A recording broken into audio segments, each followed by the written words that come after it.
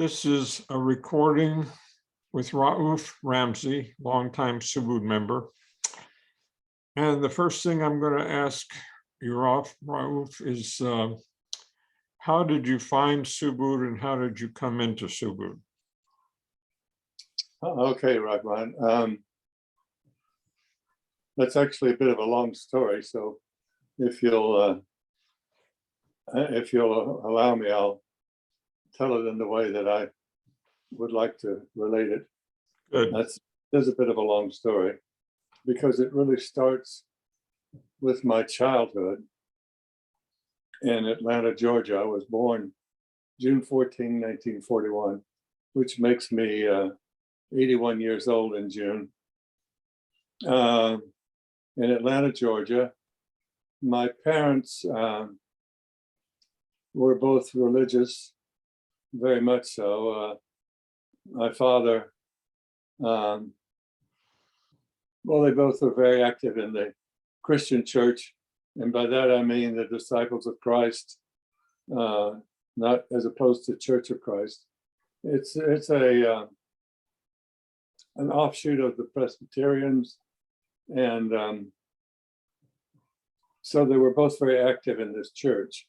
So I grew up, having attending church regularly and so forth. And I consider this to be basically a good thing, although there were some downsides, of course. But at any rate,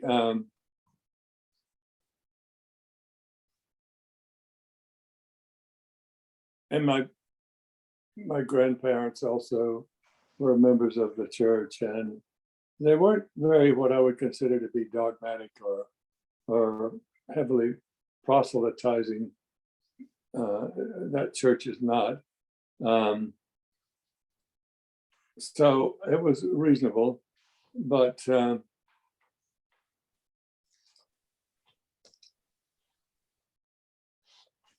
thing that was significant about that was that when I was 10 years old, my father made a decision to quit his job as a bookkeeper for a patent scaffolding company and to become a minister. Now, his younger brother, one of his younger brothers, became a minister and went into the World War II that way.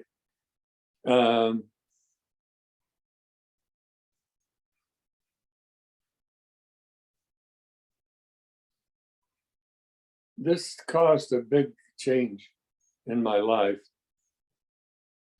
meaning, well, something I should also tell you. My father's father died when he was 6, and he was the oldest of 3 boys.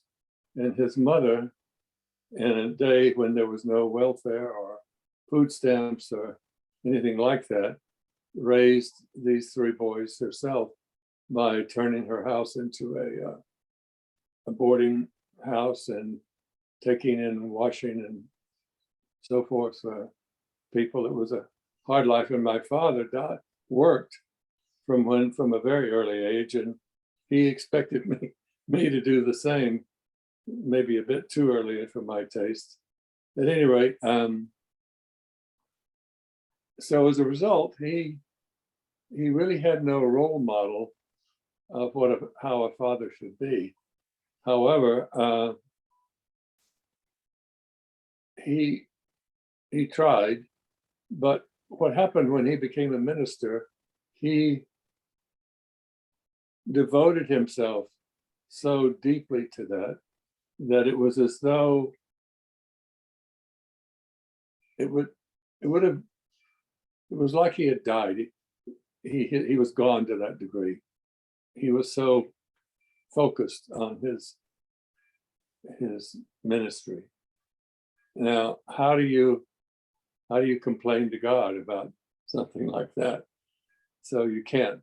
You have to accept it. And so this was difficult. And also, I think, that same sort of zeal meant that actually both of my parents were not as aware of what was going on with their children as my feeling is they should have been. As a result, things happened to us that really shouldn't have happened to us. I'm not sure it can be blamed on them, but by and large, I feel that the really important thing, which I remember one time he took me aside, and it was in the backyard. I remember where it was, and he told me, he said, when you get older, you're going to see things happen in the world that's going to make you think that the evil powers, the negative things in the world are stronger than God, and that they're winning. And but I want you to know that that will never happen. God is truly almighty and will always be ahead of anything that happens to human beings.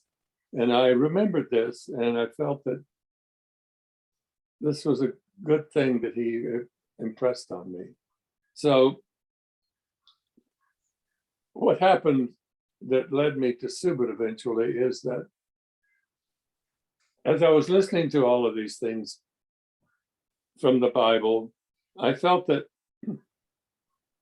they were true, and that my main feeling was that I felt sad that I couldn't experience them in the same way that the people who were around Jesus at the time experienced them. I remember one story in particular of this woman who, they were in the midst of a big crowd going somewhere, I don't remember where. And all of a sudden, Jesus stopped dead in the midst of this big crowd and said, somebody just touched my robe. And his disciples said, well, Lord, you're in the middle of a big crowd, and how could somebody not have touched your robe, or something to that effect? And Jesus said, no, somebody just touched my robe. And he looked down at his feet, and there was a woman at his feet holding onto his robe. And he asked her to get up, and asked her, why did you touch my robe? And she said, well, I knew who you were, or something to this effect. And I knew that if I could just touch your robe, that I could be saved. And he said something like, again, I'm paraphrasing, I would look this up. He said, your faith, your sins are forgiven because of your faith. And I thought to myself, that's what I'm looking for. That's what I want. And I felt so sad that Jesus is gone. I didn't know anything about Muhammad or any of the other messengers of God. And I just felt so sad that I could never have something like that. Well, if I really am honest, I had more than that. Way more than that. At any rate, I began to grow up, and you start to examine things, and you start to feel what's going on. And what happened to me was that I felt like that the people who were very sincerely going to church and saying all these things over and over again, that it was all on the outside. None of it was real. There was nothing there. And so I reached the conclusion that while what they were saying and talking about was true, none of them, not any of them, had been able to feel the reality of it, no matter what they said. It was all a lot of words. And in fact, I felt like that for me, it began to be very heavy, since it was all from their hearts and minds, and none of it was real from God. So that caused me to no longer want to go to church. but at the same time, I forgot to mention something about my early childhood, which was that as a child, I was not a very strong person from the point of view of having a possession of myself that was strong and clear. I was very easily disturbed and upset, cried a lot, would have huge temper tantrums, and was just generally a mess as a small child.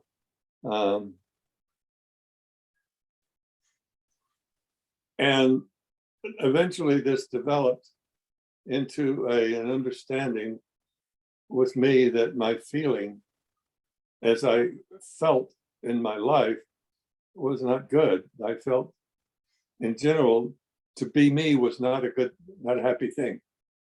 And so about the time that I was 16, now we had moved from Atlanta to College Park, and from there, because when my father became a minister, we would move to near where the church that he was ministering to was. So that was first College Park and then Griffin. And while we were in Griffin, or about the time I was 16, I made a commitment or a decision, which was very deep, and I didn't forget. I decided on two things that I needed to accomplish somehow. One was, since it was so difficult and unpleasant to be here in this world, at least that was the conclusion that I had reached. I wanted to know, why do we have to be here? Why are we in this world? And secondly, I wanted somehow, I had no clue, but I wanted somehow to improve how it felt to be me, how I felt as a human being on a regular basis, because I really could see that I was not a happy person. I wasn't, it was unpleasant to be me, you know. I was tossed around, pulled this way and that way all the time by my emotions, and I didn't have strength to face things that I needed to face. So each time we would move from one place to another, I would take that opportunity from the outer point of view to try to remake myself in some degree, to improve myself by trying to be different, trying to improve. But there was no real change. It was just something I was trying to work on. So I made those two decisions, those goals, and I didn't forget them. I kept those in my mind. Now, I was 16 years old. I had no clue what I was even, certainly not how to accomplish these things. But I was sincere, I was going to do, this was important, the most important thing for me. So also when I was 16, something happened to me, and this is a reoccurring theme actually in my life. I was involved in a horrific, and that's the correct word for it, automobile accident. It was one night after choir practice. There was a member of my father's church in Griffin, Georgia, who had purchased a week or two before a 1-year-old Austin Healey British sports car. And it was really fast and beautiful. And I was dying to have a ride on that, in that car. So this particular Saturday night, after choir practice, this fellow, John Perry was his name. He was a tobacco salesman for Winston-Salem. I asked him to take me for a ride. And so we left, and we blazed out of town on the road, doing like 110 miles an hour. Now it had been raining, and this was in southern Georgia. And in the summertime, these asphalt roads, the tar would get very hot, and it would percolate up above the aggregate in the asphalt, so that there was a kind of a a coating of tar as opposed to the gravel and the tar mixed together because of the heat. It's very hot in the middle of Georgia. And so it had been raining. So it's slippery, it's very slippery. When that tar gets wet, it has no adhesion at all. So it had blazing out of town, this major road. And then we were going to take a crossroad over to another road back into town. So we slowed up a bit going on the crossroad. It had a lot of hills on it, and we didn't know exactly how far along we were in that road from the major highway to the other one, and we were going way too fast.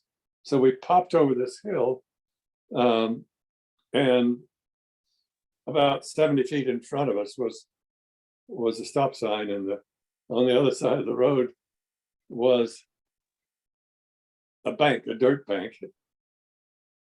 And maybe I guess we slowed up maybe at the very most 10 miles an hour.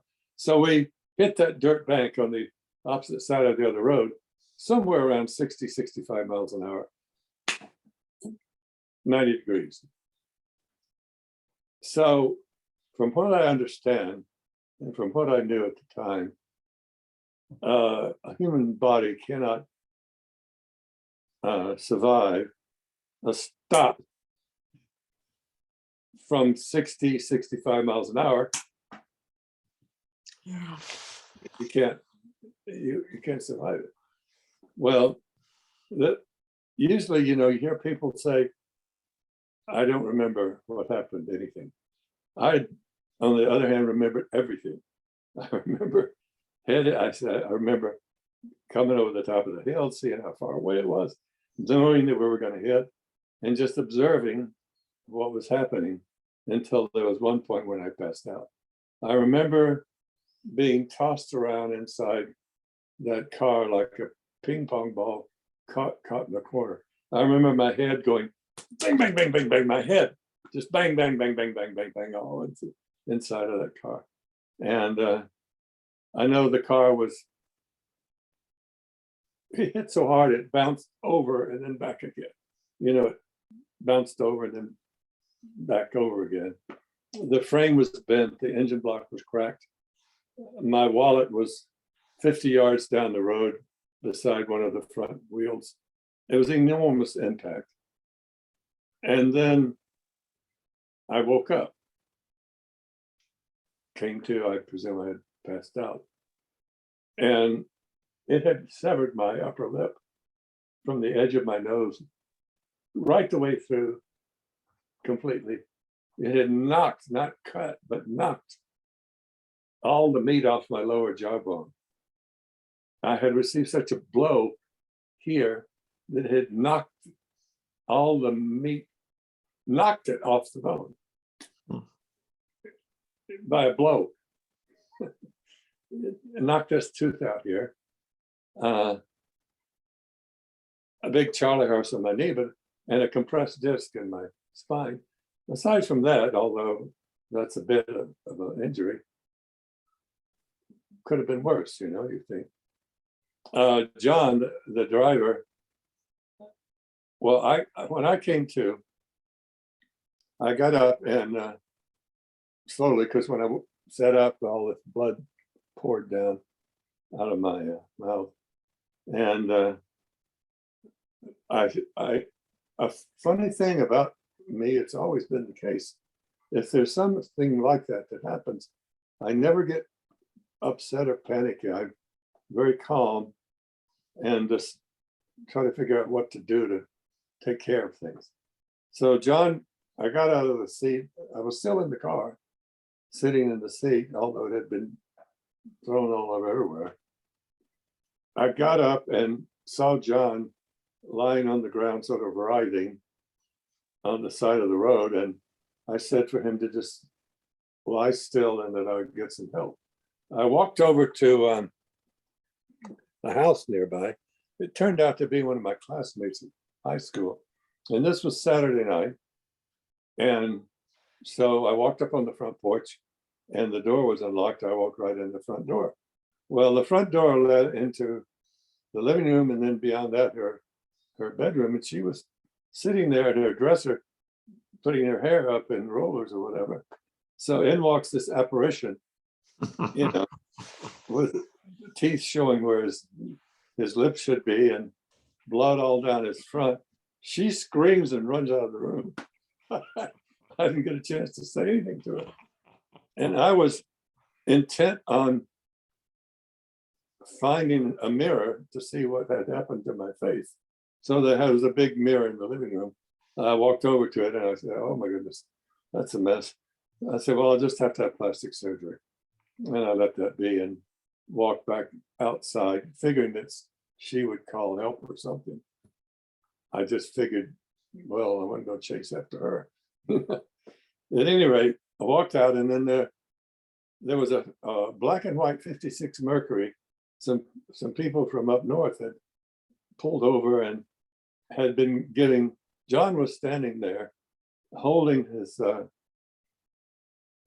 broken back with he had a broken wrist too, with holding it, with one hand, and he had a great gash on the top of his head, a bunch of teeth knocked out, and holding a towel on his head to stop the bleeding from that.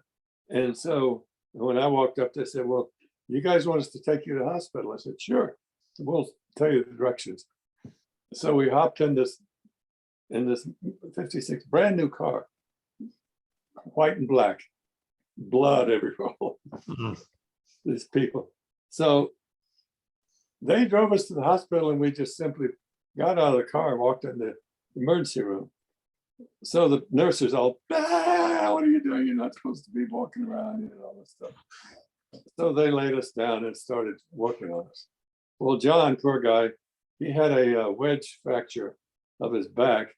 So they had to put his head lower than his feet to take the pressure off of it. And they couldn't give us any narcotics. They could only give us things like aspirin, because if you've had a head injury, they don't want to give you narcotics, because if you should lose consciousness, they don't know if it was the narcotic or something else that's causing you to do that. And of course, it took 60 stitches to sew up my upper lip. And if I didn't have a mustache, you wouldn't even see the scar. Because your lip is so thick that they have to sew up the inside first, and then the middle, and then the top. A lot of little tiny stitches, plastic surgery stitches. And even though it was swelled up and hung way down for some weeks, it healed up really well. And my father came in, they called him, and he walks up and he says, well, it's a good thing it hit you in the head, otherwise it might hurt you. He said that. So anyhow, they sewed us all up. And I just took that as a fluke of some sort, that somehow we both survived.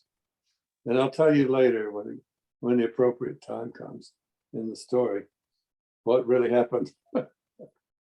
He preached a sermon about that. He said, the title of the sermon was 2 seats, 3 passengers. Of course, the third was supposed to be Jesus or God. At any rate, that happened. So that was a fairly, and I should have gone to the chiropractor. That's the one thing I missed, because it screwed. I got a whiplash like you wouldn't believe, and it never did get repaired properly. I've had trouble with my neck my whole life as a result of that. So at any rate, I had to tell about that, because it was at the same time that I had made this decision of this goal. So, okay. So I continued with my schooling, and we then moved from Griffin, Georgia, to Tyler, Texas. And my dad took another church. So in Tyler, Texas, I was 17, and I happened to be one day in a Carnation hamburger joint in Tyler, Texas, and I did something that I normally would never ever do. I struck up a conversation with a total stranger, and his name was Larry Martin. And so we went for a ride after we finished our hamburgers, and his little MGA sports car, climbed around some rocks out in the country. And again, I don't know why, but I told him about my goal that I was, again, not something I would have normally done, that I had set for myself. And he said, he turned out to be an architect trained by Frank Lloyd Wright, of which there are not all that many in the world. So there he was in the hamburger joint in Tyler, Texas. And he said that Mrs. Wright was a student of Gurdjieff, and that she had a school at the two Taliesin's, East and West. And that there was a book. He was not a Gurdjieff follower, but he did know the name of this one book, and this author named Uspensky, P.D. Uspensky, and the name of the book was In Search of the Miraculous. Well, that's all I really got out of that, but it sounded like a possible lead, for me. There was some method to work, change yourself. And it happened that since I had moved into town that at the beginning of that summertime, there was a rule that you couldn't play sports because otherwise the Texas coaches would import good players. So you totally cannot play sports, which ended up being a really good thing for me because I was having a kind of an intellectual blossoming. And I spent a lot of time in the public library. I won a first place in the National Writing Award, gave the commencement address at my graduation, was in the senior play, won a second place in the physics fair with a jet engine I had designed when I was a kid, when I was 8. Anyhow, I had it was intellectual blossoming. And I was on a first name basis with the public librarian. And so I next time I was in the library, I asked her, have you ever heard of this book, In Search of the Miraculous by P.D. Uspensky? And she looked in the card cover and I sorry, I don't have it. So a couple of weeks later, I was in there and she said, oh, I got that book for you. So, oh, great. I never did give it back to her. So I began to read that book. She was a really sweet lady. Anyhow, and it took me like a year to read that book because basically what it did was that it described to me the reason that I felt as terrible as I felt. You could summarize it that way. It's much more than that, of course. And what I got out of it was that, and it changed me. I think it made me even more morose or somber, because it's at 17 to realize that it's worse than you thought. Way worse than you thought. And it was bad enough already. Yeah. So what I was left with was that, okay, the only hope is I need to find a teacher somewhere in a school that's already made some progress. And then maybe if he will agree to take me as a student, I can begin the process of correcting myself somehow. So here I am, senior in high school. Okay, what I gotta go on in my life, and I need to find Gurdjieff school. Okay. I spent 2 years at community college, became a drama major, and I could have done that, but I already knew, because the teacher told me, the head of the department, that I was one of the 2 students she'd ever had that she would encourage to go on. But I knew that I wasn't strong enough inwardly to do that. Because if you're going to be an actor, what are your tools? You're using your feelings and your emotions, and if you're not stable, that's why a lot of actors, I think, in my opinion, have such chaotic, hectic lives, and not all of them, but some of them do. I didn't feel I was strong enough for that. So I went on to the University of Texas after that, and in Austin, and changed my major to English and philosophy. And so I only really had one good friend. He was my high school friend from Tyler. I think he won the first place in the physics fair. And so mostly I hung around with my professors. And the second semester I was taking French in French literature in French. And I happened to ask my French professor one day, just every once in a while when I think of it, I would ask somebody if they ever heard of anybody who knew anything about Gurdjieff. I asked this guy, he said, you know what, there's a guy who is from England and he's working in the tower in the Humanities Research Division.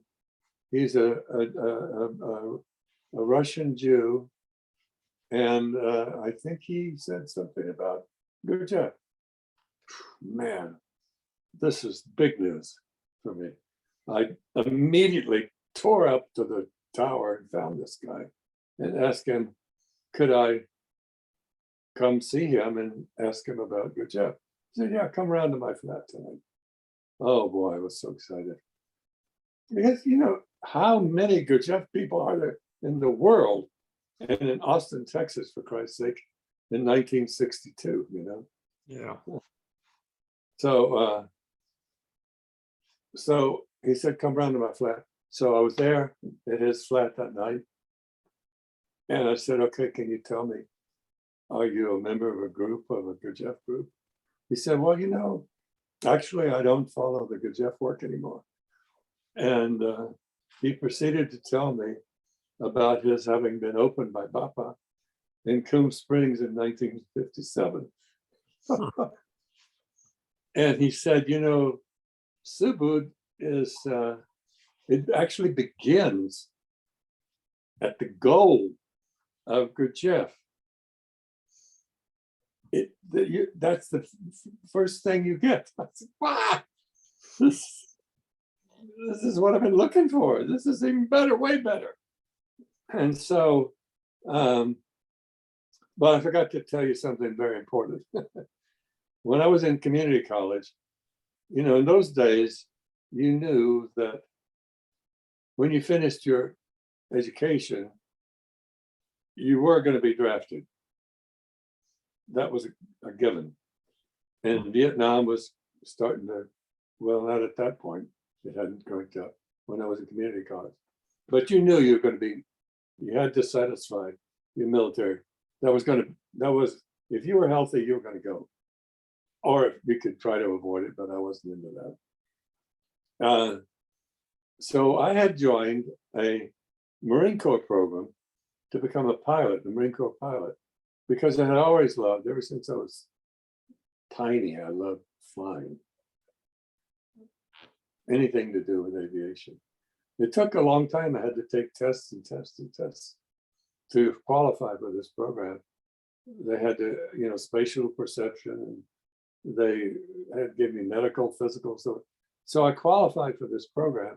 And the good thing about it was that your time in grade, meaning as a second lieutenant, began at the time you joined the program, not when you eventually became a second lieutenant. So you made more money. And there was no, at that time, the Marine Corps didn't get to go to the Naval Academy. And so this was the Marines, it's called platoon leaders class.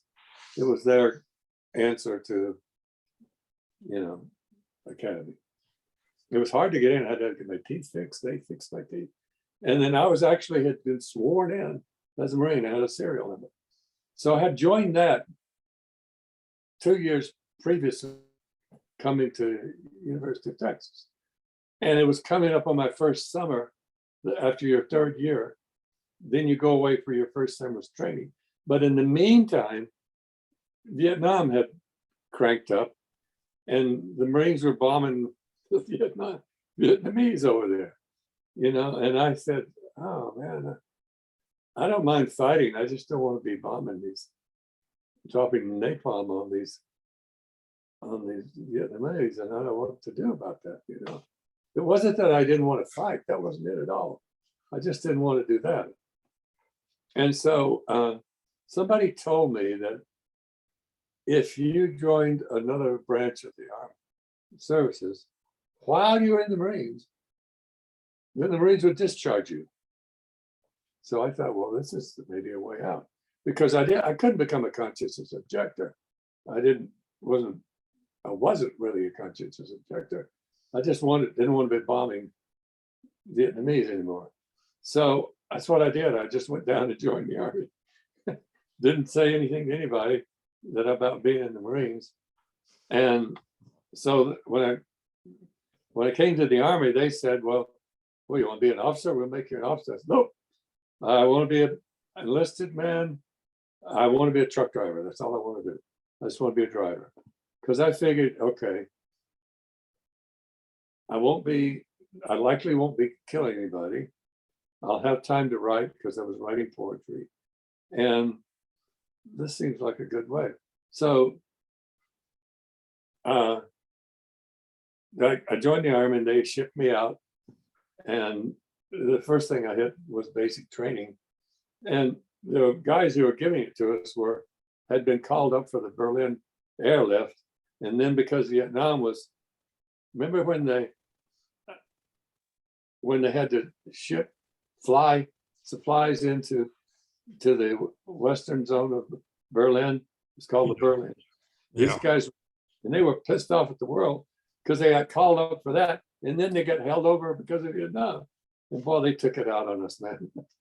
They really did. It was miserable, but I made it through that barely. And then went on to the second 8 weeks of training. I think there were 700 and something students in the light vehicle driver's course at Fort Leonard Wood, Missouri. And so I was the honor graduate, best truck driver in the whole class. And of those 700 and something people, 2 did not go to Vietnam. Me and one other guy. And we both went to the Pentagon to drive generals around. So there I ended up at Fort Myer, right next to the Pentagon. And one day I was lying in my bunk, and it felt like fumes were just rising off of me. I was so miserable. I could just feel the vapors, you know, coming off of me. And I thought, but wait a minute, this is a big city. I bet there might be a Subud group in Washington, D.C. Jumped out of the bunk, ran down to the phone booth. This was 1962. Looked in the phone booth and the phone book, Subud, and the phone number. Called the number and somebody answered. And I said, I want to get open. Because I knew that's what I was looking for. So I went down and they made me sit out on the steps outside the Lariat. Nobody talked to me about anything, which was fine with me because I was already clear. And I didn't like having to sit outside like that. I can't remember if it was a week or two, but then on my mother's birthday, November the 25th, 1962, I was open in Washington, D.C. So that's how I got into Subud. That's a long story. Yeah. But to me, it was like, you know, it was like a straight shot. I mean, highly improbable, unlikely set of circumstances. I mean, that I would talk to this guy that he happened to be an architect trained by Frank Lloyd Wright, that he knew the name of that book, that the librarian ordered the book for me, and on and on and on. That I, out of 752 or whatever it was, I was one of the two that didn't go to Vietnam, and on and on and on. So for me, it was like a direct line from my soul wanting this, needing it, and then getting it. So with my opening,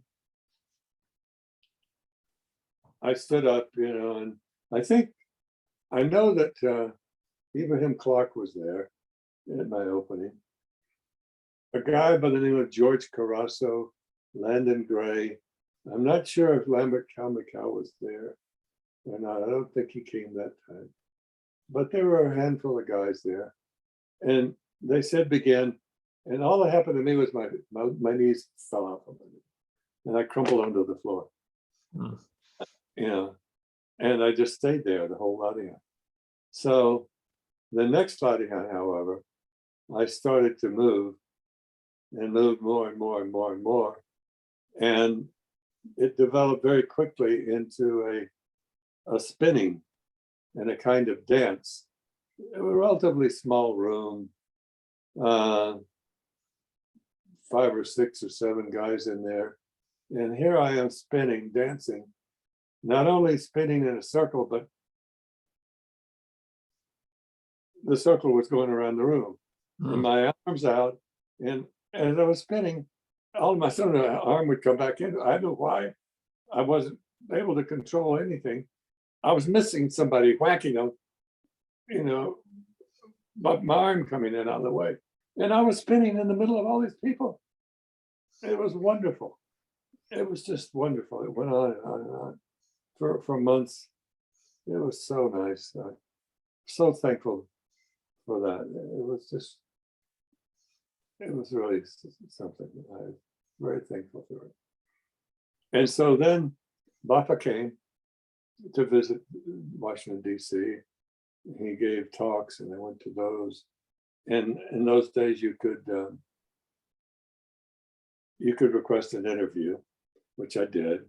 Went to the interview in my uniform, and Bappa saw me in my uniform and said, "Oh, you're in the military." And I said, "Yes, but I don't plan on staying in the military." And he said, "Well, he hopes that you'll find the work that's right for you."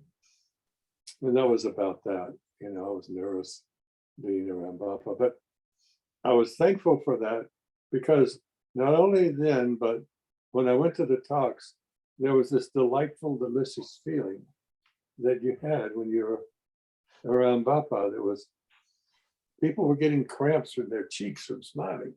It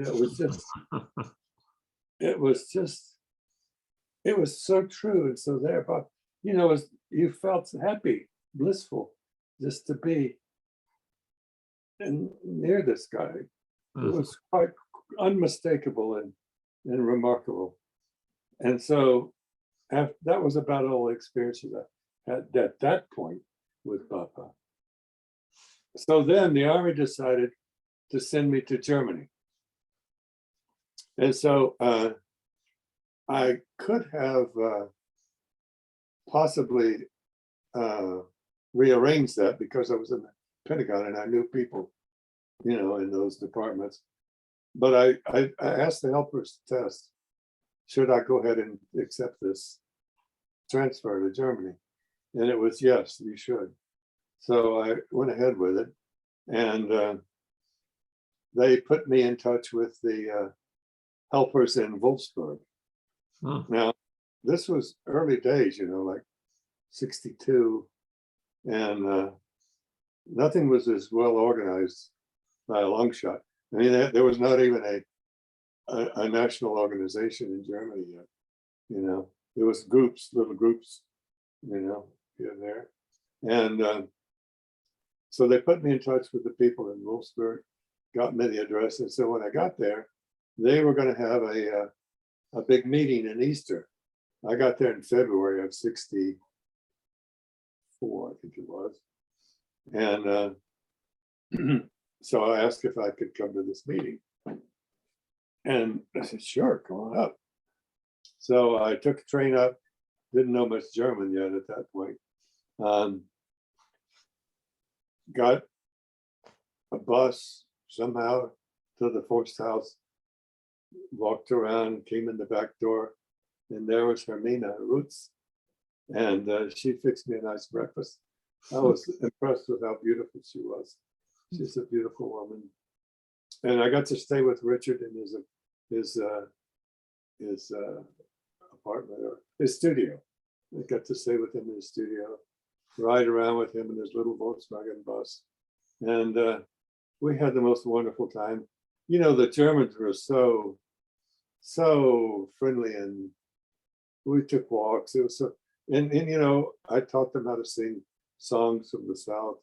You know, just dig my grave with a silver spade and swing low, sweet chariot. They loved that stuff, and it was fun. You know, it was really great. And so it was supposed to be, I had a 3-day pass. And so I wanted to stay longer. So I called from the office in Wolfsburg to the Kaserne, you know, back in Göppingen, and asked the sergeant if I could have a couple of days leave on top of it. And so Richard was in the corner receiving when I was asking him, you know, being quiet. And he said, yes. Oh, I got to stay a couple more days. That was really and so what they did is in my area, Stuttgart, I was stationed in Göppingen, which is 43 kilometers east of Stuttgart. Of course, this was when they still had East and West Germany, you know. And the members that were there were Hans Strentz, who was long since dead, a German guy. Werner, he was Fritz at the time, he became Werner Ferrazzi. And a guy, an Indonesian guy by the name of Kamaluddin. So there was Hans, Fritz, Kamaluddin, and myself, 4 guys. So they gave me addresses, and Kamaluddin mainly, and I wrote to each other and arranged that we would do Lighting on Mondays and Thursdays. Well, actually, Kamaluddin is an unbelievable, wonderful guy. He was a professor of aeronautics and was attending the Aeronautical Institute in Stuttgart. And but he had been in a group in Indonesia which did a kind of latihan, but it was started by somebody who was opened in Subud, and then who started their own thing using the latihan. So Kamaluddin came to the helpers in Wolfsburg and said, do I need to get open in Subud because I was in this other method, this other group, which used the latihan, but it was no longer Subud latihan. Do you remember the name? Do you remember the name of that group? I don't. What I do remember is that Bapa wrote back and said, yes, he must be opened again now. Because actually, what these guys are surrendering to is a force that's below the material, which I had no idea existed even. I don't want to know about it. So he got open. And so this was when I had one of my nicest experiences with Bapa. So Mondays we did Latihan in Hans Stritz's living room, and Thursdays, and Fritz, Werner Franzi's toy store in Göttingen, little town nearby. So on this particular night, normally I was never lie down on the floor in Larihan, but this night I was for some reason. And I was lying there on the floor, and all of a sudden, I had this really, really, really, really strong, clear feeling of Bapa. That I knew that feeling, and it was there. He was, and then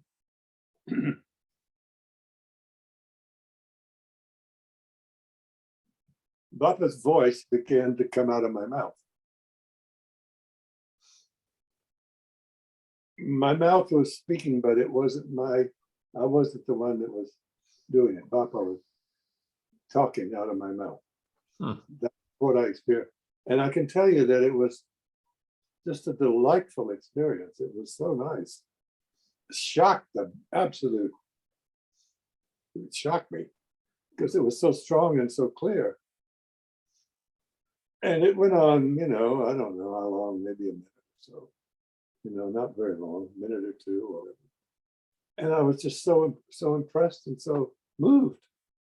And so after Larihan, I came over to Kamaludin and I said, Mas, did anything unusual happen to you in the Larihan? He said, yes, actually I saw Bapa in the Larihan. I said, oh, okay. So maybe a month later, Kamaludin, Indonesians are not, they're reserved. They're not like Americans. At least some of them are. He came over to me and he said, well, I wrote to Bapa about when Bapa was in the Larihan, asking him what was going on, what happened. He didn't say it that way, but what. And Bapa had written back to him, and Bapa said that actually Bapa was there, but it was a part of Bapa that can be in more than one place. This is a quote, more than one place at the same time. Good enough for me, I don't know anything about it. Well, okay, so from that time until today, actually, Bapa had came to the Larihan.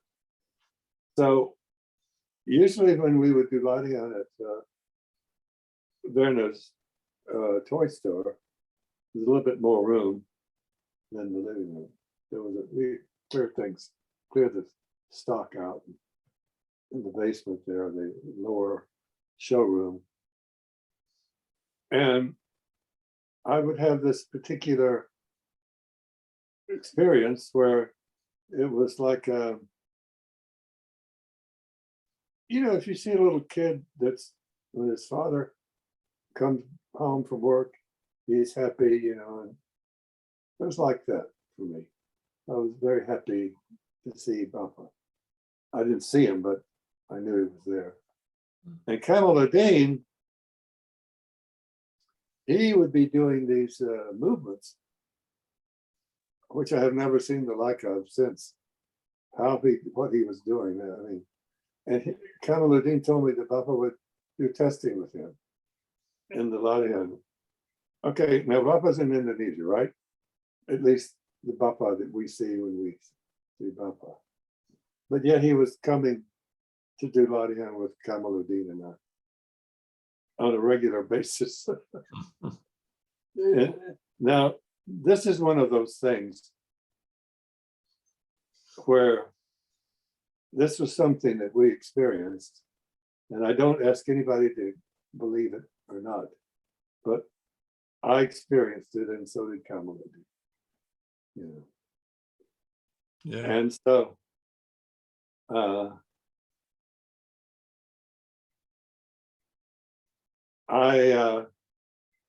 Bapa came to Germany, I think while I was still in the army, and I went and saw his talks, and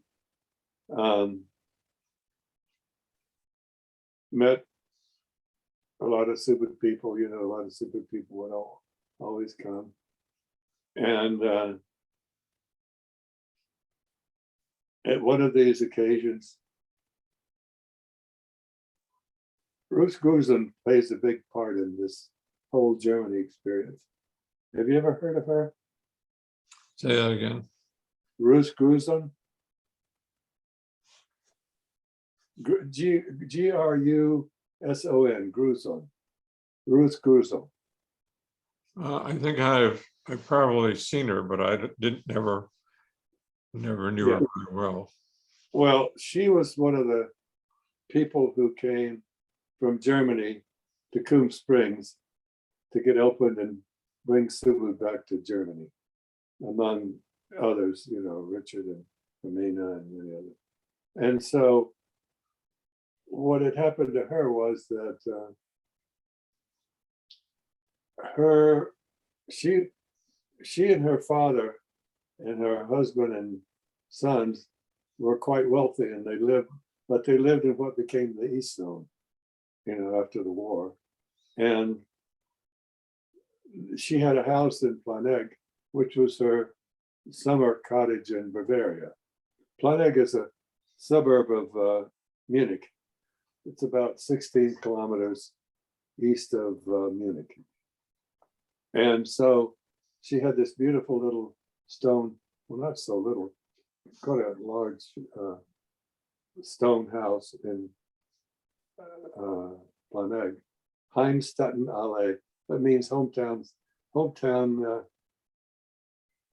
street, basically.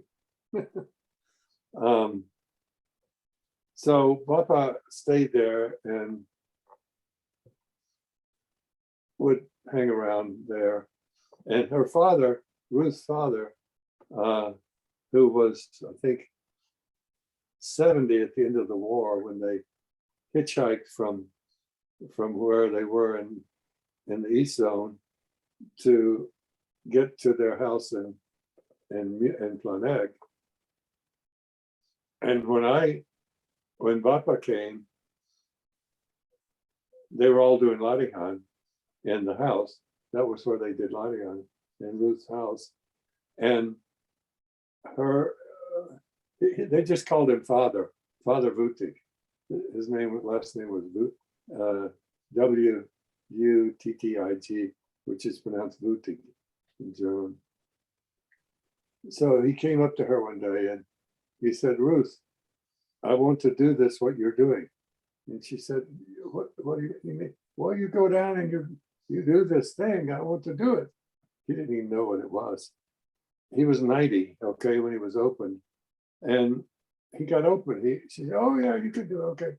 So he got opened and he was there in the house. So it was nice.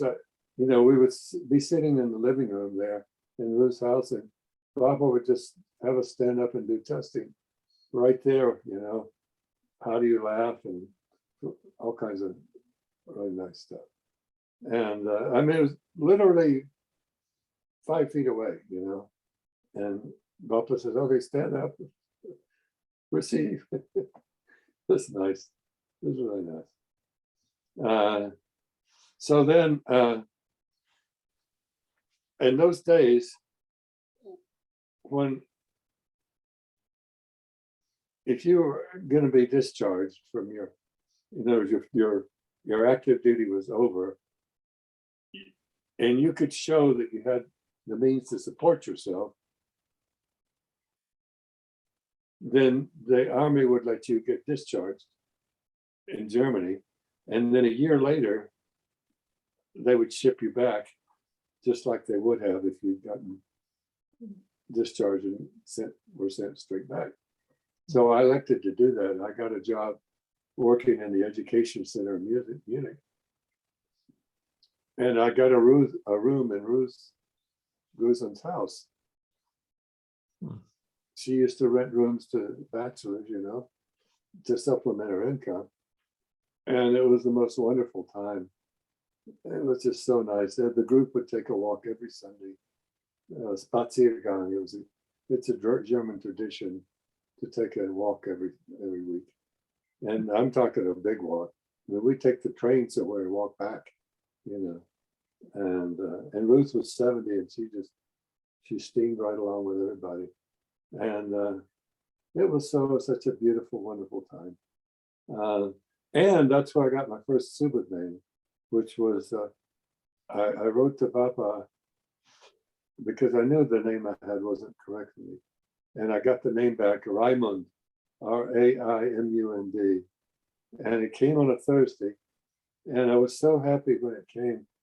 I was staying in the Ladihan right away. That was a Ladihan night. And it seemed as though my ability to pronounce German improved immediately when I got that name. I don't know why that is, but it seemed to have. And we would take, the group had such a nice time. We would take trips to Switzerland or here and there, Black Forest. And I would usually drive because there were only like 2 or 3 cars in the group, you know. And so we'd rent a VW bus and drive to Switzerland on the weekend. It was nice. Just so many ones. There were people there. Nahama Hindel, the famous Israeli singer, she was in the group. And there was this really sweet little German, English girl who took classes under Tolkien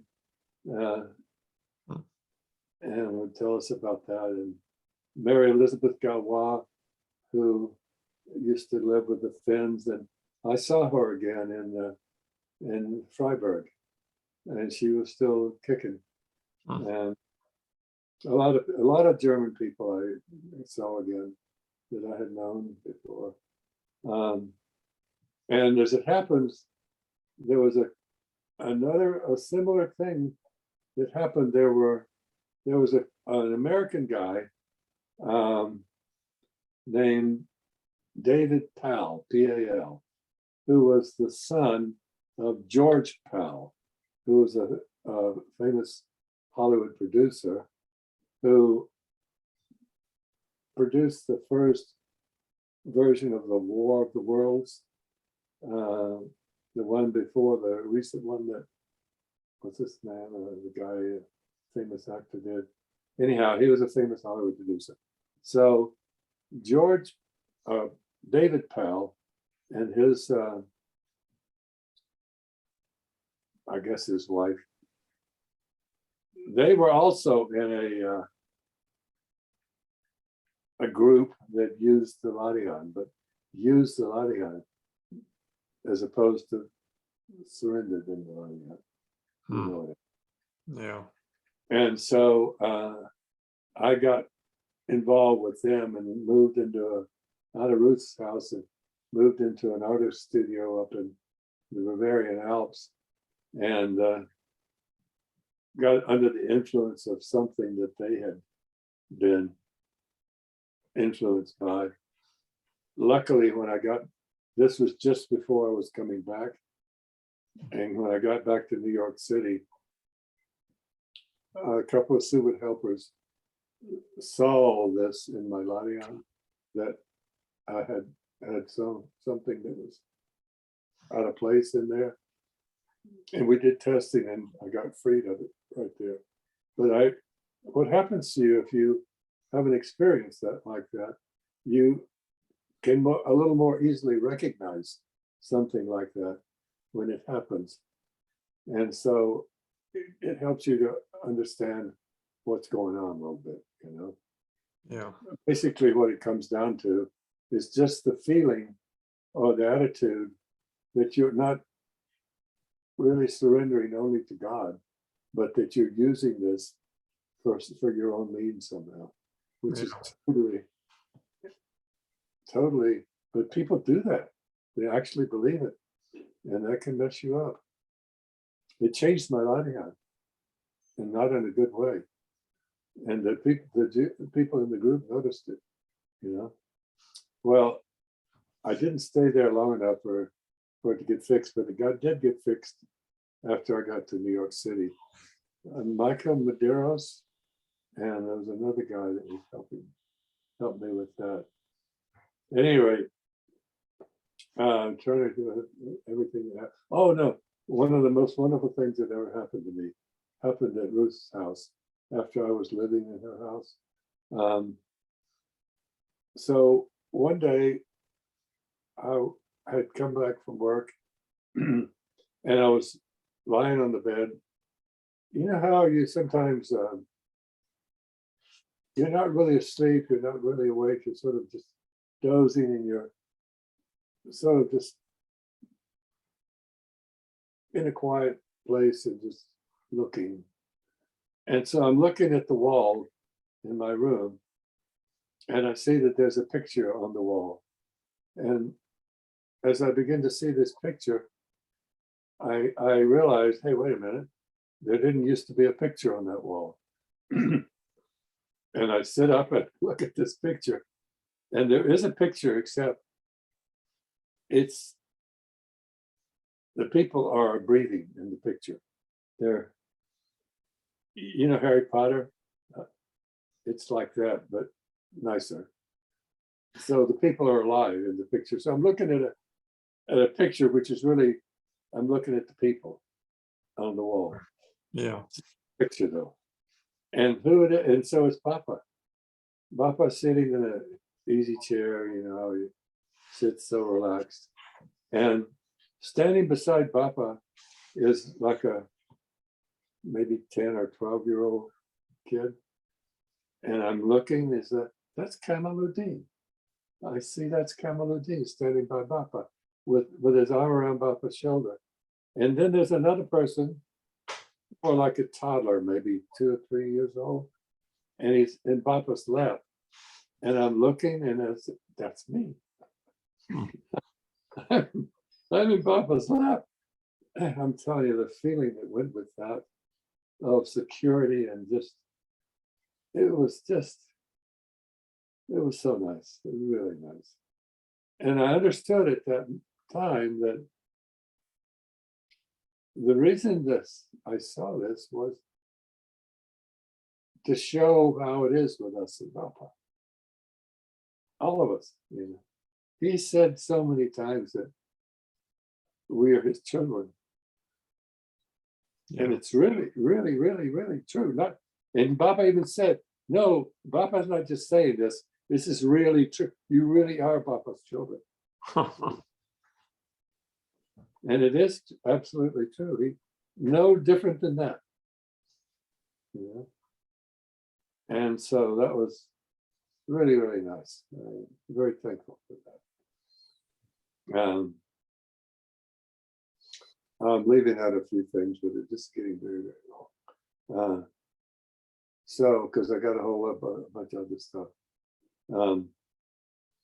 Okay, so I had written to Papa before I left Germany, asking him where I should live, because that's what you did in those days.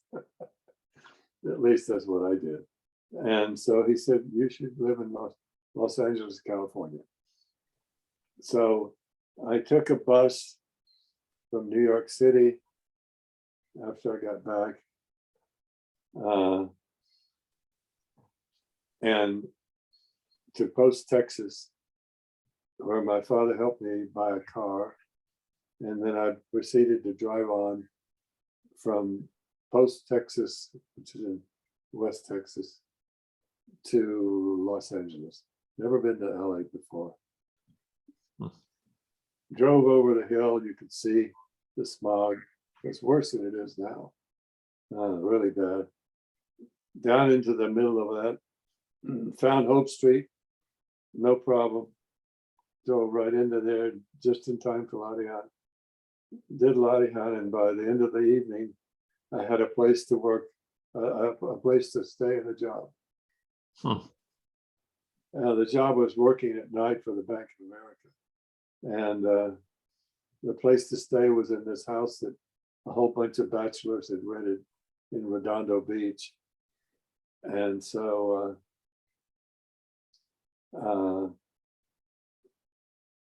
that was nice. And it was, while I had this job, I had the first of 2 experiences that I've ever had of receiving how I have been blessed, or what my, I guess that's the best way to say it.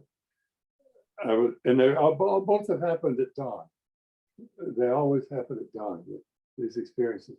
So I'm driving home from work at the Bank of America, because I work nights.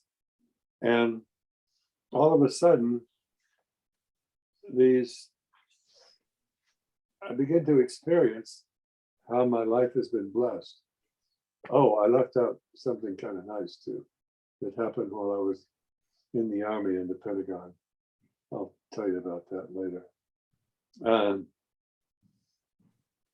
And it was overwhelming. It just one after the other kept coming.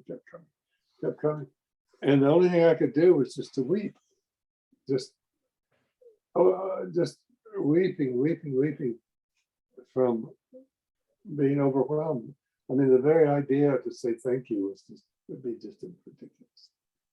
You can't say, what thanks can you give for your blessing? You can't. It's too much. So that's the first time.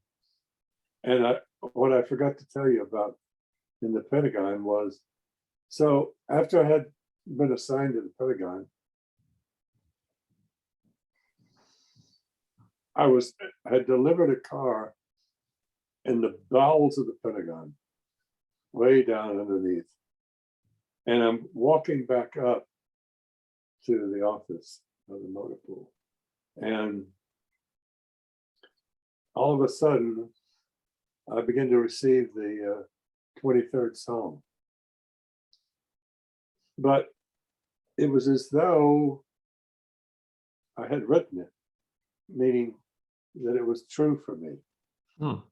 And it just kept coming. I can't really explain it, except that it's very powerful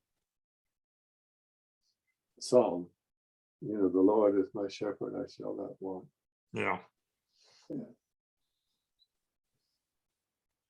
And if those words are true for you, if that's how you feel, then that's incredible, really. You could feel it, that it's true. And that's what I experienced in the Pentagon. Yeah. But the Pentagon in Vietnam, during the Vietnam War. Yeah. So it's one example that I've had of many that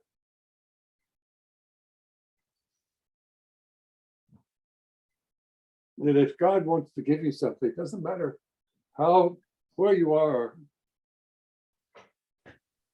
how unlikely or what a mess you are, or anything like that. It just doesn't matter. He gives it to you, and you get it. Yeah. That's just what it is, you know. Okay, so I got to LA, had an opportunity to, I was back in LA, and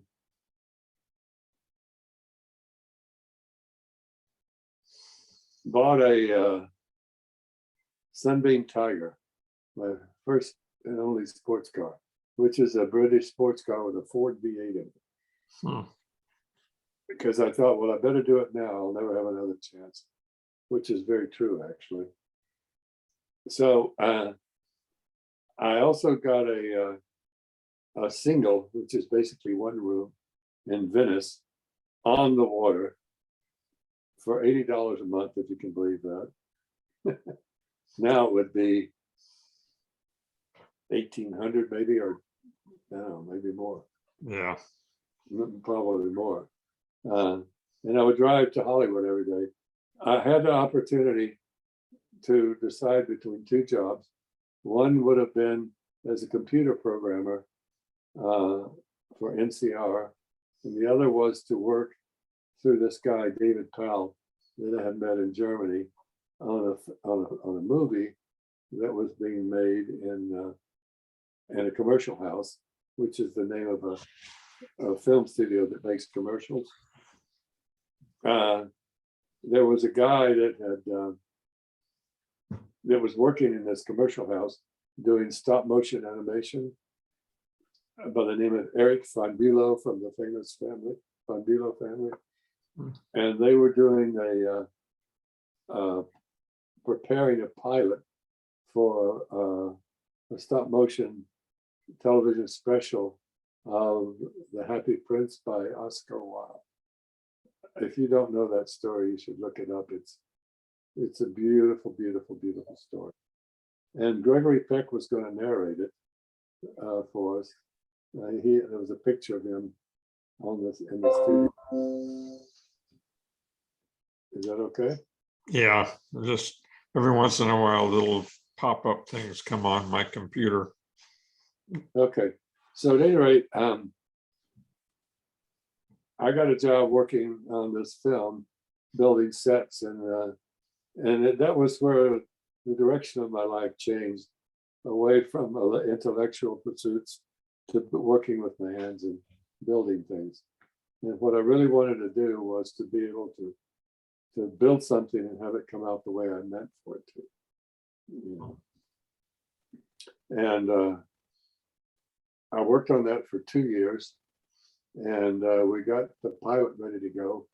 And the owner of the studio, and also there was a Subud brother who worked with me a little bit there. Reynolds Genet, a sculptor. Did you ever know of him? Yeah. French Canadian. Yeah, I can't remember his name right now, but you have it pretty close, but I think it's not quite. I mean, Genet, I think was right. Yeah, last name Genest, I think. Yes, yes. And we were friends there. And he helped me to understand to stop eating pork, because I would come to work every day with a sore stomach because of the sausage or the bacon I was eating in the morning. And whenever I wouldn't eat that, then my stomach was fine. So I finally figured out that if I was going to eat this stuff, I was going to get a stomach ache. So don't bother, you know. So at any rate, he helped with that. And he did a sculpture of the icon of this business, flying rhinoceros. At any rate, we got the pilot finished and made the pilot, and incredible, beautiful stuff we did. Really beautiful. And the owner of the studio wanted too much for it. All three networks were interested in it, and he wanted too much money to sell the rights to it, and it was never made. You know, it was a pity. Eric, the guy, I don't want to take too long, but because it really didn't have anything to do with Subud, but he worked for 5 years on it, you know. But I think that was just part of his life. That's the way his life was. He was sent to a uranium mine in Siberia because he and some of his students broke into the offices of the Communist Party in Prague after the communists came and took over Czechoslovakia when the Soviet Union was expanding. Yeah. And he was captured, and on his 5th attempt, he escaped. He never would tell me all the details of his escape, but the KGB tried to ambush him twice in Prague, in Munich, and that's why I came to America to escape, to make, you know, he didn't want to get captured and sent back, you know. Yeah. Those things are real. It wasn't. No, you know, these stories are. Some of them are true, you know. Yeah. Okay, so at any rate, that's when Masprio came about to LA and told us about Ramadan and how to do that. And Latija, my first wife, the mother of 4 of my 5 children, and I got together. We spent all of the Knights of Power together at the end of the first Ramadan. Now, I wasn't able to fast the first Ramadan that we tried. Latija was, she did it. But I'd never heard of such a thing in my life as fasting. I didn't know. I'd never heard of such a thing.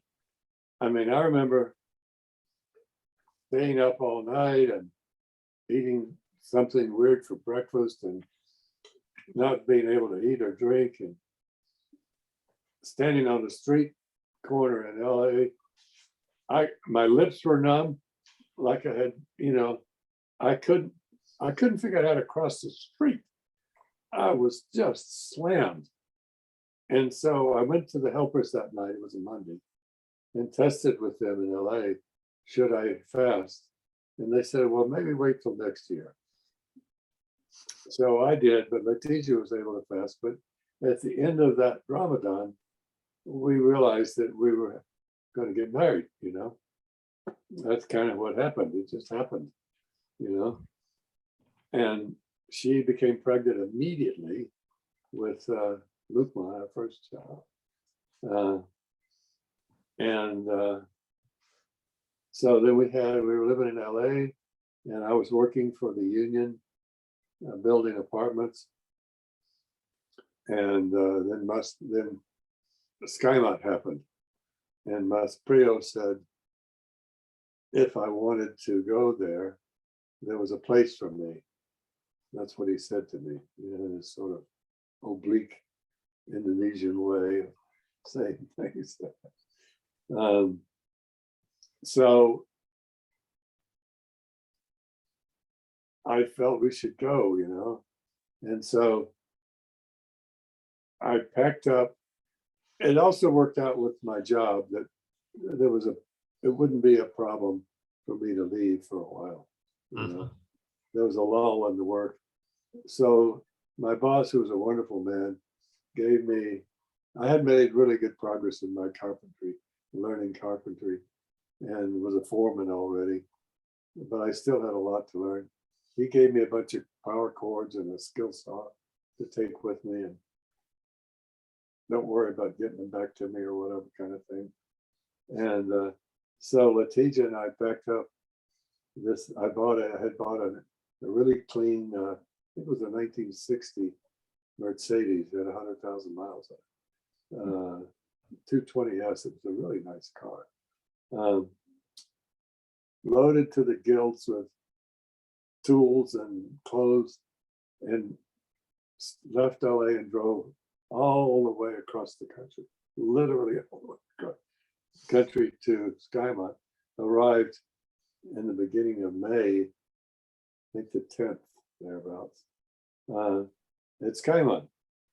The idea being we were going to work there that summer and get ready for Bapa's Congress that was coming there, which we did.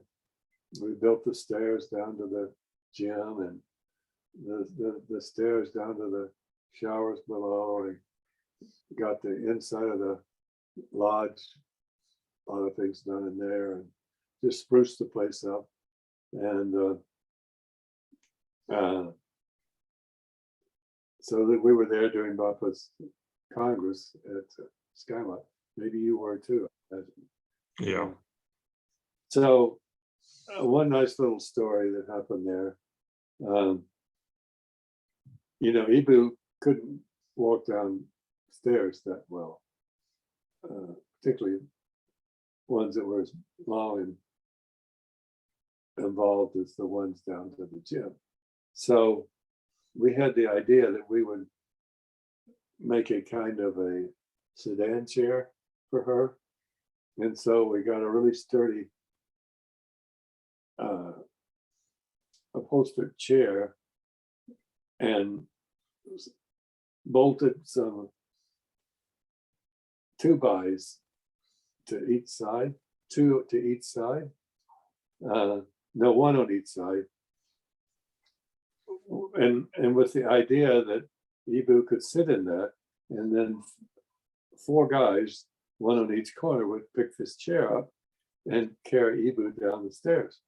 So Papa thought that was cool, and but Ibu did not. She wanted nothing to do with it. So I remember, so I was going to be on one of the corners, of this chair, and so Ibu had walked up there. I don't know what they were saying, but Ibu was arguing with Papa. There's no way she's saying something like, no way I'm going to sit in that chair. And these guys carried me down those stairs like that. And Papa said, oh yeah, it'll be fine. Don't worry, it'll be fine. And Ibu said, no. So he took like one step toward her and she wouldn't have sat down like that. So we pick Ibu up, boy, we're all praying. Ibu and the other four of us were praying that everything was going to go well. And you were holding on. There was no way anything was going to happen. We were super, super careful. And that thing was so strong. It was not going to. So, because there was no way that we were going to have something happen to Ibu. Just not, no way. But Ibu, oh, she was praying. Boy, was she praying the whole way down. Every step she was praying. That was so sweet and so cute. And we got her down and we got her back up again. So I guess she got used to it a little bit. She didn't like it though. Anyhow, that was a nice experience that happened there. Let's think. Oh, well, there was a nice experience that happened. I think this was after the Congress, yeah. So Hamid Camp's wife's mother passed away. One of several people who passed away at Skyline. And they had decided to bury her there at Skyline. And they asked me, since I was a resident carpenter, to build a coffin for her to be buried in. And I agreed. But at that time, I was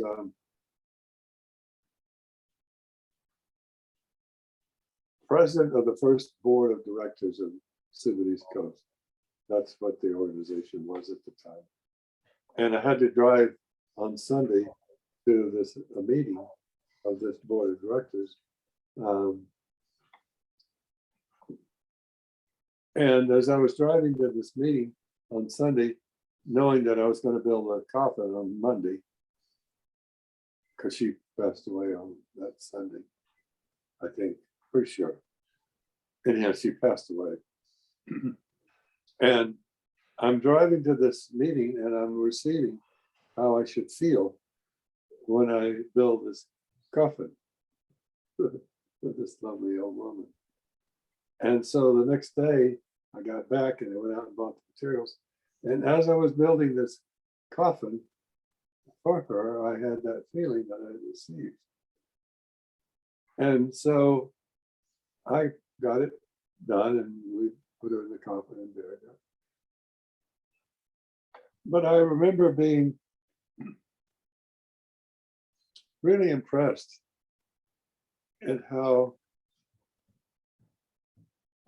I guess you'd say, thorough or complete God is to give the person who builds the coffin the feeling that he should have.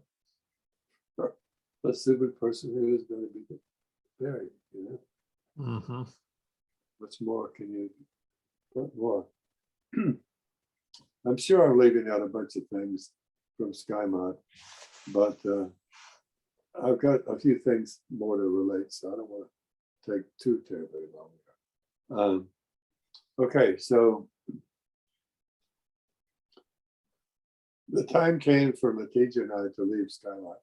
So I built a big trailer to load everything, all our belongings in.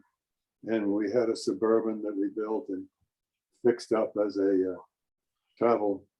We had 2 kids at that time. And all our possessions were in that Suburban and that trailer that I built. I built it out of an old Ford front axle and some springs from a younger car, and mahogany and oak and canvas top, you know. It really worked well. Drove to through Columbus, had to unload the trailer because it was too heavy on the tongue. But then if you get it too far back off of the tongue, then it'll fishtail. So I had more trouble fishtailing the rest of the way, and drove to Denver. And one of the more important experiences that I've ever had was in Denver, because Joseph Curran, Latif Bennick, and myself had formed a little construction company, and we were building houses in the country, in the area around Denver. And I found, as I was working on this business, that something unpleasant happened, that whenever I would do Latihan, I would find my mind going over and over things about the business, despite the fact I did not want it to happen and didn't. There didn't seem to be anything I could do to stop it from happening. My mind just going over the business. And it was making me really unhappy. And so one day I was working on a house that we were building. This is one where it was a walkout basement. So that meant that the road, say if it was up here, the first floor of the house was here and the basement was down below. So there was about 9-10 feet between the first floor of the house and the walkout basement.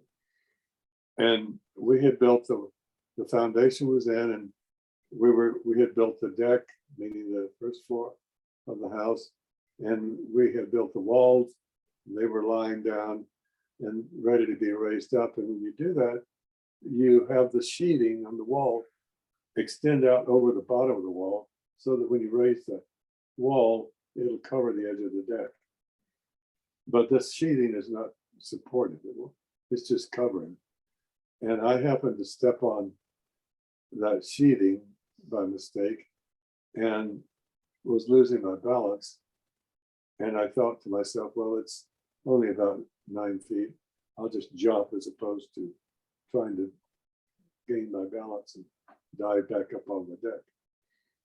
And so I jumped, and the ground came up faster than I thought it would. And when my left foot hit the dirt, it twisted somehow. And so when I started to stand up, a pain came that was so severe that it's one of those that you feel like you're going to faint. Extreme pain. Mhm. So I sat back down, and at that moment, the Latihan came. But a better Latihan than I had had in months. Just really complete Latihan. Really nice Latihan. And actually, before that, I was in a really terrible state. I got upset because a bunch of the sheeting had blown away, you know, and I was cursing and was not in a good state at all. And yet, at this moment, the Latihan came, and then, as happened sometime in my life, a voice came to me or spoke to me, and it said, the reason that you're receiving this Latihan is so that you will know that God is with you at this moment. And also, pay attention to something you need to learn. And no, it stopped. So I thought that was nice, but I didn't know why. So I had the guys come and help me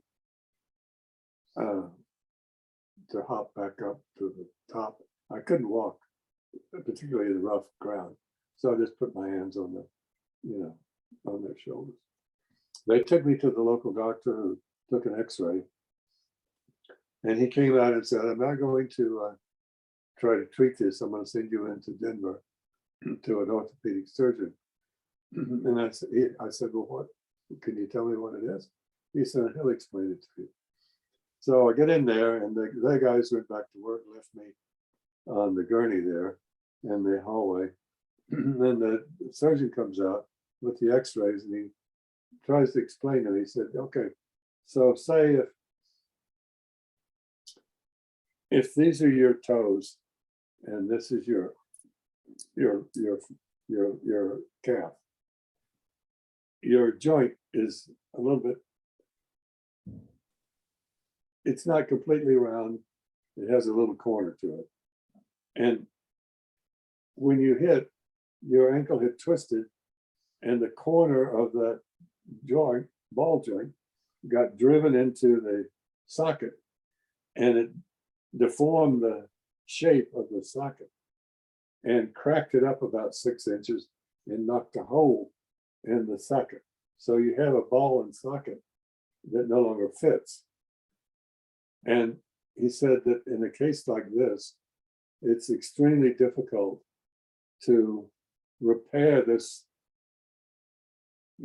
They're weight bearing, articulating. In other words, they move and they bear weight. It's difficult to repair that.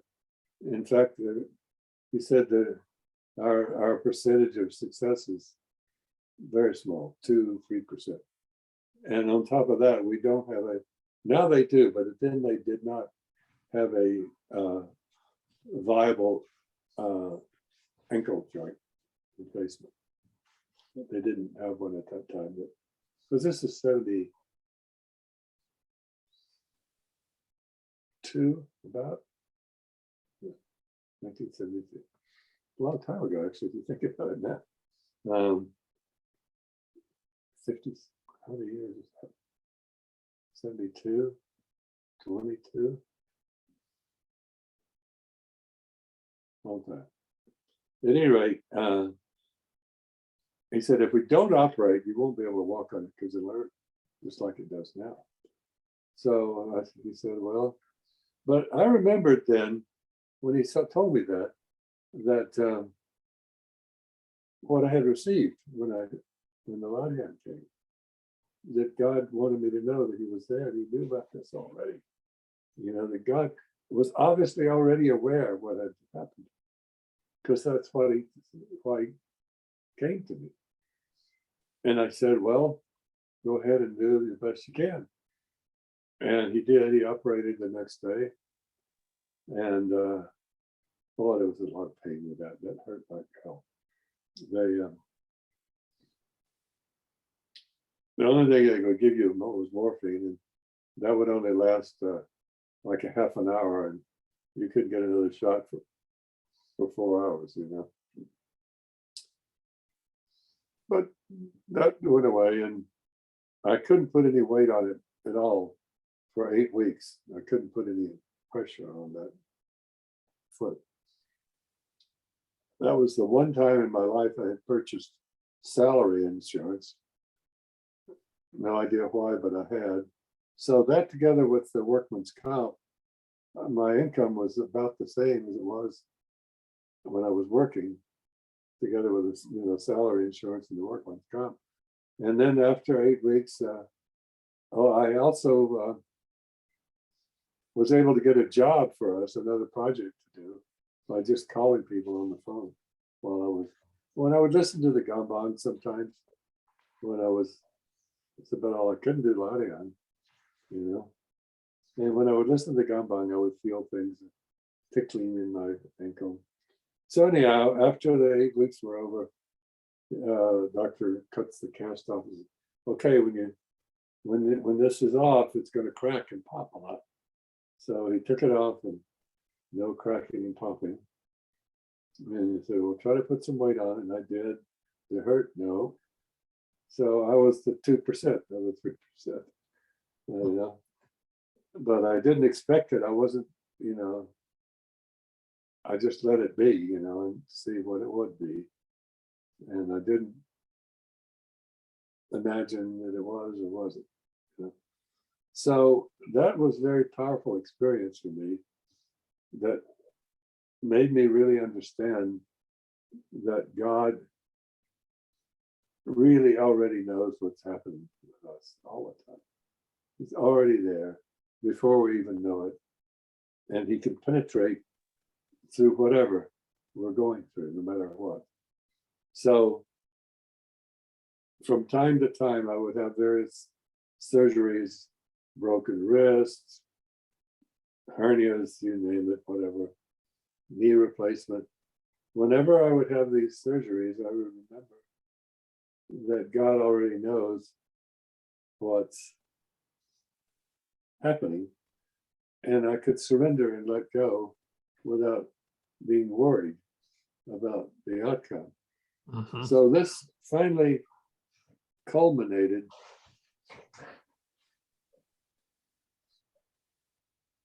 in Seattle when I was working with Hannah Faithful and Frederick Blanchflower on the Aroc project. Okay. We had decided we were going to fast one day, and I was traveling back and forth, and so between here and there, you know, I would spend some time staying at Frederick's house, and then I would come back here and work out of my office. But so I was traveling there, and we fasted on the Thursday when I got there. But then I wasn't feeling so well. That night, and I had a rash on my wrist, and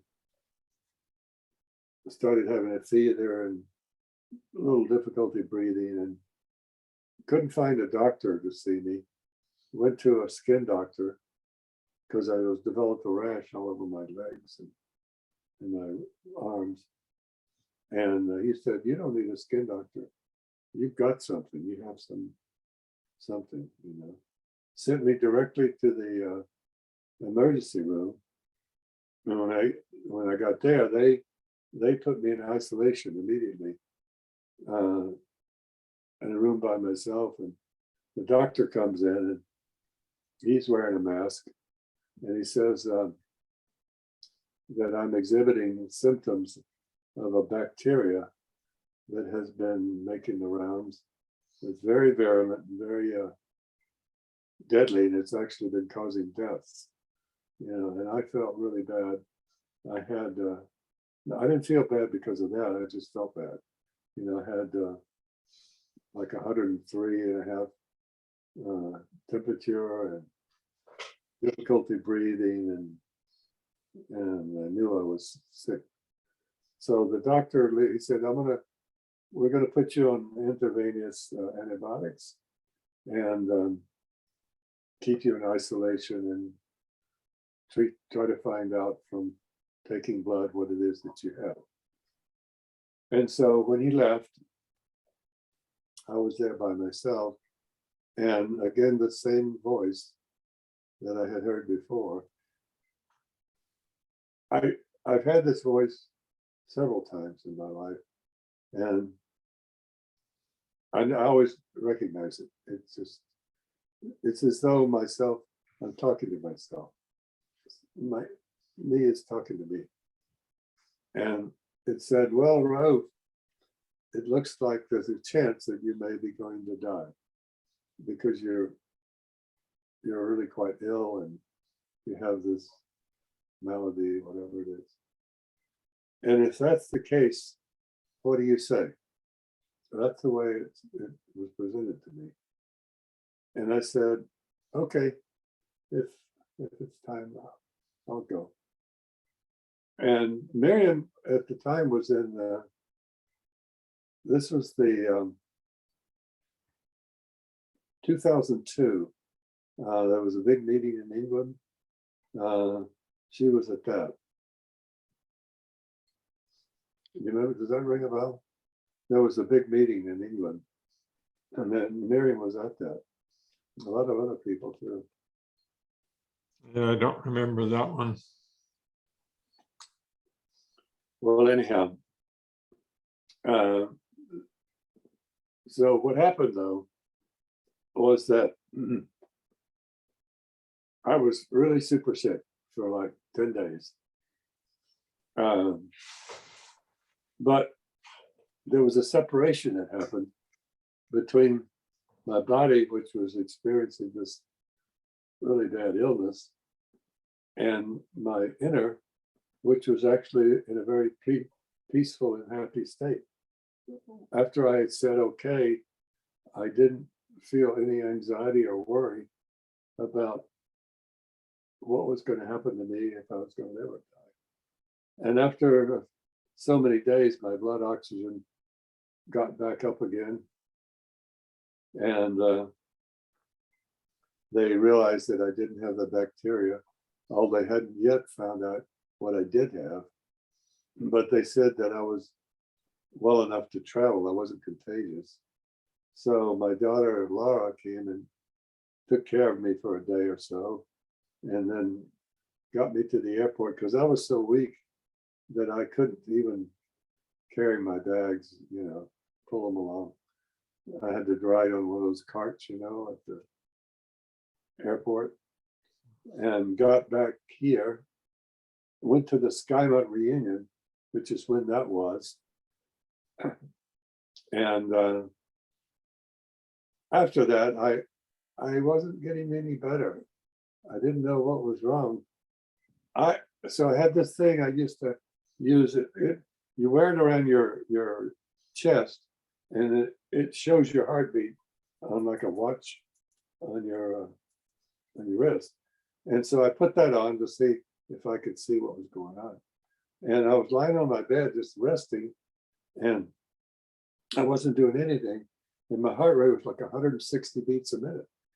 That's like easily double what it should have been.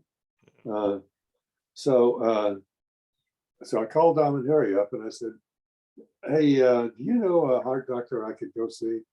Because I told her what I was experiencing. He said, yeah, hospital. Jeez, not one to the hospital. I just spent 10 days in the hospital. That's such a pain in the butt to be in the hospital. The IVs and stuff. But I said, okay, if I have to go, I went and got the stitches out that this skin doctor had put in my leg and got a haircut. And then I went to the hospital. And when I got in there, they realized, and I also got a call from the doctors in Seattle who said that they found antibodies in my blood for a virus, and that was what I had. It was called Coxsackie B type 2. And what had happened was the virus had gotten on my heart and my lungs, and my own antibodies had attacked my heart and lungs in an effort to kill the virus, but it had actually given me congestive heart failure. And it made my heart get enlarged and then arrhythmia and all screwed up. So I had to stay in the hospital another, I don't know how many days it was, maybe 5, so they could get my heart rate down with drugs and get the fluid from around my heart with diuretics. And then I had to get out for a couple of weeks, and then they did something called a cardioversion, where they sedate you and lie you on a steel plate and then put another plate on top of your chest, and they shock the heart and it stops. And the theory is that it will start back up in the right rhythm again. And it did, and I felt so much better. And then when they were checking my my heart, they did an angiogram where they put the fluid in or the dye to see whether you have heart disease. And they said that of people who have this condition, which is caused by a virus, 50% stay the same, 50%, 25 get worse, and 25% get better. And I would say I was one of that 25 that got better from that. I'm not quite normal. I'm around ejection fraction, the amount that the heart pumps out each time it beats, percent is for most people maybe 60, and mine was 45. I think mine now is between 40 and 50, maybe at the most. But that's doable. So, so finally, after all that time, I could go back to body. And because, you know, I'd had one medical procedure after another. And when I got back to Ladian, the Ladian started, and all through the Ladian, I was having this strange feeling, which was a feeling of being blessed, of receiving a blessing.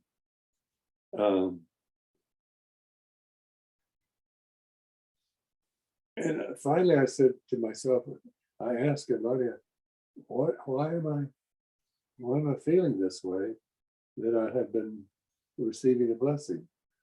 And I received the answer right away.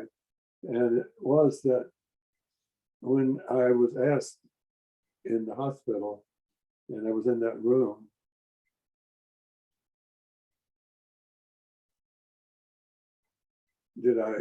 what do I say if I'm going to die?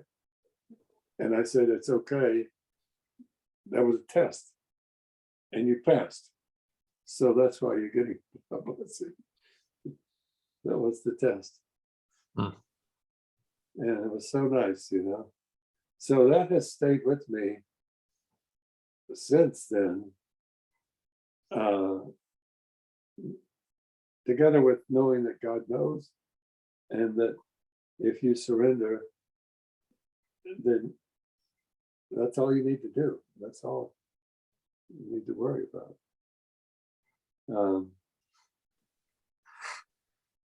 So there's one other experience that is, there's others, but I don't want to take so long. But, you know, I told you about that accident that I was in when I was 16. So when I was 70, I was working for Harris Woodward in his office in Savage, Maryland. And there was a intern there. She was a gymnast as well as studying to be an architect, which is why she was working for us. And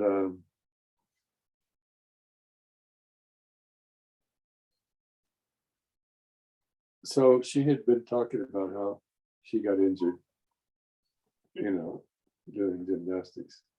And so I had told her a little bit about this accident that I was in when I was 16. And then I went into the bathroom after that, and I was brushing my teeth because we had been eating lunch, you know. And as I was brushing my teeth, I began to receive the Ladian. And this voice comes again, the same one. And it said, Rauf, you know, you actually did die when you were 16, but you were brought back. And it was like this. And, you know, I knew that it was true. And actually the feeling that I had at that moment was one of remorse. I felt regret and remorse. And I felt that because I felt that if that was really true and I was brought back, that I haven't lived a life to deserve that, having been brought back. But then the voice came again and said, but you know why you were brought back? Because you needed to learn to worship God. And also, you needed to bring your children into the world. And that's why you were brought back. So that happened to me when I was 16. And it was not until I was 70 that I received the explanation Oh, for the reality of it. yeah. And that's understandable to me because I think I wasn't ready or something. You know? Yeah. So that there've been lots of others. Like right now, I have this lung cancer, which is hideous stuff. It's supposed to be incurable. But you know, God already knows exactly he knows exactly what's going on with me, and he knows what's going to happen to me. And despite what the doctors say or whatever, God is the boss. God, he's going to control what happens when I live or die or when or not, you know. Yeah. Well, I'm sure I've left some stuff out, but I think those are most of the main ones. I know I've left, well, I've had so many health problems, I can go on and on and on about them, but I don't want to bore you with all that stuff. Okay. Well, we've been talking for almost 2 hours, so I think that's enough. yeah, for now. Last question I have is, do you have any objections to other people watching this video? I don't, but as long as people remember that these experiences that I relate, which if a person looks at them, they might say, that's ridiculous. Just remember that these were just my experiences. And if they were to be able to really understand it, to receive as I did, then fine. Otherwise, just consider it to be a story that I'm telling. Okay. Sounds good. Well, Thank you, thanks. Rauf. Hope that wasn't too terribly long. No, it's okay. I'm going to stop the recording now. Okay, good night, brother. Good night.